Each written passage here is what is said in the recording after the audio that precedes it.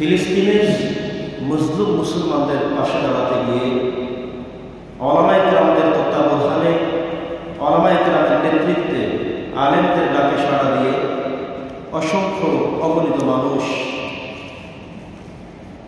Palestine solidarity movement Bangladesh March for গাজার আয়োজনে সোহরাওয়ার্দী উদ্যানে লক্ষ লক্ষ মানুষের সমাগম ঘটেছে।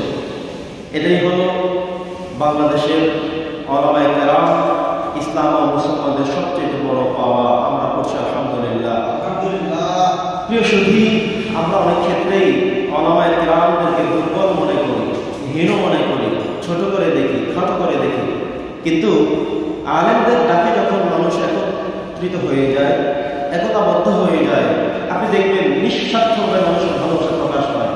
ইতিমধ্যে আমরা দেখেছি দীর্ঘ কয়েক বছর পরে মিজানুর রহমান আজহারি সাহেব যখন মালয়েশিয়া থেকে বাংলাদেশে তিনি প্রত্যাবর্তন করলেন, উনি প্রত্যেকটি বিভাগে একটি করে মাহফিল করার সিদ্ধান্ত নিলেন এবং সেভাবে তিনি বাস্তবায়ন করলেন।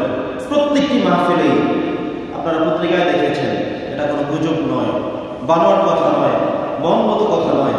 আপনারা দেখেছেন যে বাংলাদেশের যে সমস্ত বিভাগীয় অঞ্চলগুলোতে মাহফিলগুলো হয়েছে,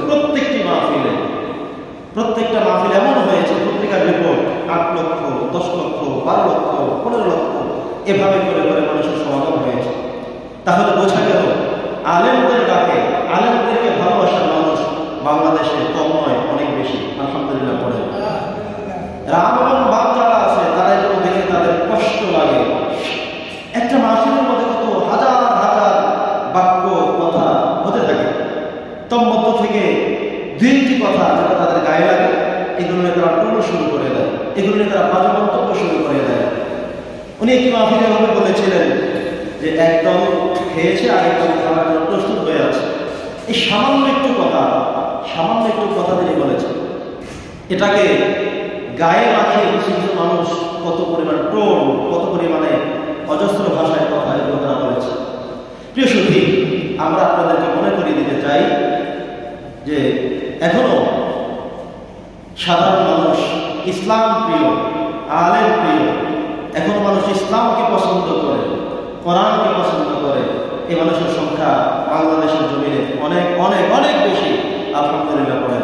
আপনারা দেখেছেন তো যে ফিলিস্তিনের একটি ইস্যুকে নিয়ে ডক্টর মিজানুর রহমান আজহারি সাহেব, শেখ আহমদুল্লাহ সাহেব সহ বাংলাদেশের অসংখ্য ওলামায়ে কেরাম বিবৃতি জানিয়েছেন যে আমাদের ইসলামিক জায়গা থেকে, ইসলামিক মাইন্ড থেকে, ইমানদার হিসেবে আমাদেরকে ফিলিস্তিনের মজলুম মুসলমানদের পাশে দাঁড়ানোর একটা মাধ্যম। একথা বলে যখন ডাক দেওয়া হলো সোহরাওয়ার্দী উদ্যানে, সব মানুষ সমবেত হলো। একটি শুধুমাত্র কথা আলেমরা ডেকেছেন।